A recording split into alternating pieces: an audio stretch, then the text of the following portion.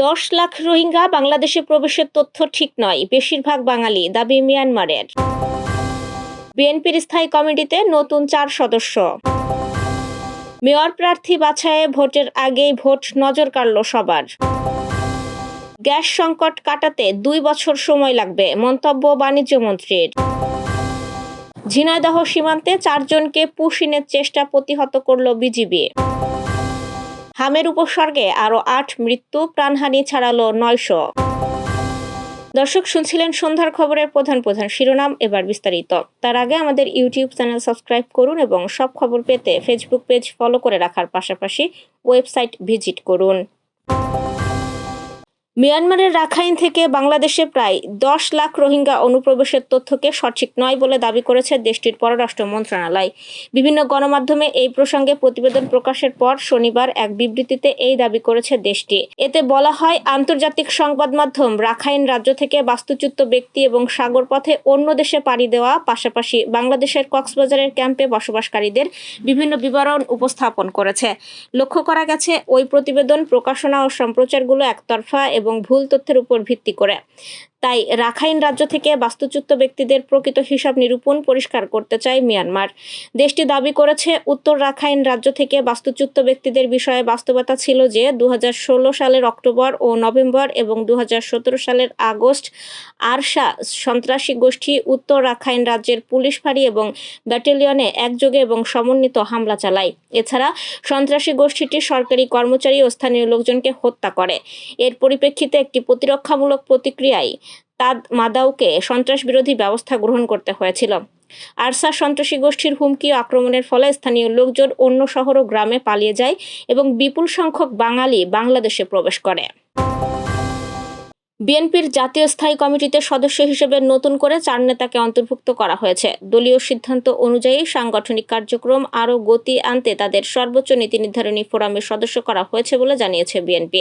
নতুন মনোনীত 4 নেতা হলেন বিএনপির জ্যেষ্ঠ যুগ্ম মহাসচিব রুহুল কবির রিজভী আহমেদ, চেয়ারপারসনের উপদেষ্টা কাউন্সিলরের সদস্য আমানুল্লাহ আমান, ঢাকা মহানগর উত্তর বিএনপির সাবেক ভারপ্রাপ্ত আহ্বায়ক ফরহাদ হালিম এবং চেয়ারপারসনের উপদেষ্টা কাউন্সিলের সদস্য ইসমাইল জবিউল্লাহ।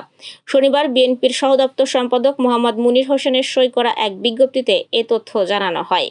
বিজ্ঞপ্তিতে বলা হয়েছে, বাংলাদেশ জাতীয়তাবাদী দল আশা প্রকাশ করে যে উল্লেখিত নেতৃবৃন্দ তাদের মেধা ও বিচক্ষণতার দ্বারা সুচিন্তিত পরামর্শের মাধ্যমে সর্বোচ্চ নীতি নির্ধারণী ফোরামে দল ও জনগণের পক্ষে গুরুত্বপূর্ণ সিদ্ধান্ত গ্রহণে অবদান রাখবেন। নির্বাচনের তফসিল ঘোষণার পর নির্ধারিত দিনে ভোট গ্রহণ অনুষ্ঠিত হয়, এটাই প্রচলিত নিয়ম। তবে ব্রাহ্মণবাড়িয়ার আখাউড়ায় দেখা গেছে ভিন্ন চিত্র। পৌরসভা নির্বাচনের আগেই নিজেদের পছন্দের মেয়র প্রার্থী বাছাই করতে ভোট দিয়েছেন একটি গ্রামের বাসিন্দারা।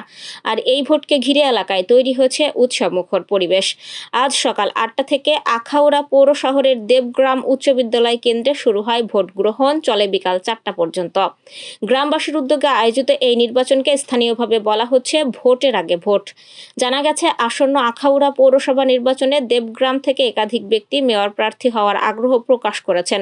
তাদের মধ্য থেকে একজনকে বাছাই করে গ্রাম সমর্থিত একক প্রার্থী হিসেবে দাঁড় করাতেই এই নির্বাচনের আয়োজন। নির্বাচনে বিজয়ী প্রার্থীকে পরবর্তী পৌরসভা নির্বাচনে দেবগ্রামের একক প্রার্থী হিসেবে সমর্থন দেওয়া হবে। গ্যাস সংকটের কারণে শিল্প কারখানায় যে দুর্ভোগ তৈরি হয়েছে তা দীর্ঘদিনের উত্তরাধিকার সূত্রে পাওয়া সমস্যা বলে মন্তব্য করেছেন বাণিজ্যমন্ত্রী খন্দকার আব্দুল মুক্তাদির।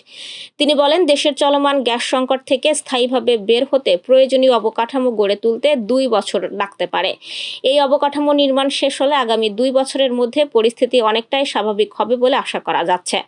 আজ দুপুরে সিলেটে আধুনিক প্রযুক্তির মাধ্যমে কৃষি উন্নয়ন প্রকল্পের আওতায় 2026-27 অর্থ বছরের জেলা পর্যায়ের বার্ষিক কর্মপরিকল্পনা প্রণয়ন ও বিগত বছরের বাস্তবায়ন মূল্যায়ন বিষয়ক কর্মশালা শেষে সাংবাদিকদের এসব কথা বলেন তিনি। বাণিজ্যমন্ত্রী বলেন, দীর্ঘদিনের এই সংকট কাটাতে প্রয়োজন গ্যাস আমদানি ও সরবরাহ অবকাঠামোর সক্ষমতা বাড়ানো। এজন্য এলএনজি আমদানির পরিমাণ বাড়ানোর উদ্যোগ নেওয়া হচ্ছে।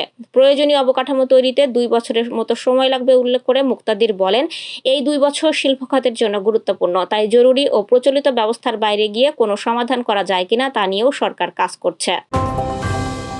ঝিনাইদহের মহেশপুর সীমান্ত দিয়ে নারী, পুরুষ ও শিশুসহ 4 জনকে বাংলাদেশে পুশিনের চেষ্টা করেছে ভারতীয় সীমান্তরক্ষী বাহিনী। তবে বিজিবির তৎপরতায় ওই চেষ্টা ব্যর্থ হয়েছে।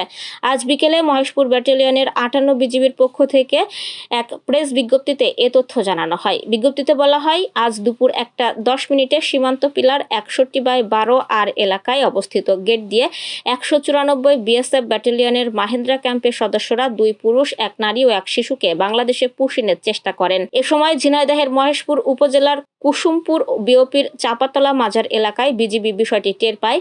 পরে বিজিবির 4 অজ্ঞাতনামা ব্যক্তিকে অবৈধভাবে বাংলাদেশে পুশিনের চেষ্টা প্রতিহত করে। বিজিবি জানায়, ওই 4 জন বর্তমানে সীমান্তের শূন্যরেখা থেকে 150 গজ ভারতের অভ্যন্তরে একটি ঘন কলাবাগানের মধ্যে অবস্থান করছেন। বিষয়টি ইতোমধ্যেই 194 বিএসএফ ব্যাটালিয়নকে অবহিত করা হয়েছে। হামের উপসর্গ নিয়ে গত 24 ঘন্টায় দেশে আরও 8 জনের মৃত্যু হয়েছে। এদের মধ্যে 6 জনই ঢাকা বিভাগের। একই সময় নতুন করে হামের উপসর্গ দেখা দিয়েছে 728 জনের শরীরে। এছাড়া নিশ্চিত হামে আক্রান্ত হয়েছেন আরও 70 জন।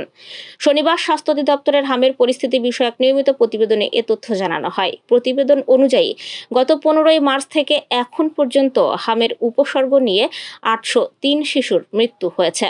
একই সময়ে নিশ্চিত হামে মারা গেছে 99 শিশু। সব মিলিয়ে হামের উপসর্গ ও নিশ্চিত হামে মৃত্যুর সংখ্যা দাঁড়িয়েছে 902 জনে। গত 24 ঘন্টায় নিশ্চিত হামে আক্রান্ত 70 জন সহ 15 মার্চ থেকে এ পর্যন্ত দেশে মোট 17,800 জনের শরীরে হাম শনাক্ত হয়েছে। এছাড়া গত 24 ঘন্টায় হামের উপসর্গ দেখা দিয়েছে 728 জনের।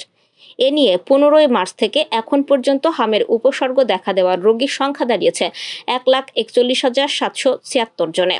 স্বাস্থ্য অধিদপ্তরের তথ্য অনুযায়ী এই সময়ের মধ্যে হামের উপসর্গ নিয়ে হাসপাতালে ভর্তি হয়েছেন 1,23,494 জন। এর মধ্যে চিকিৎসা নিয়ে সুস্থ হয়ে হাসপাতাল ছেড়েছে 1,19,089 জন। দর্শক, এই ছিল সন্ধ্যার আয়োজন। রাতের খবর দেখার আমন্ত্রণ রইল। এতক্ষণ সাথে থাকার জন্য ধন্যবাদ।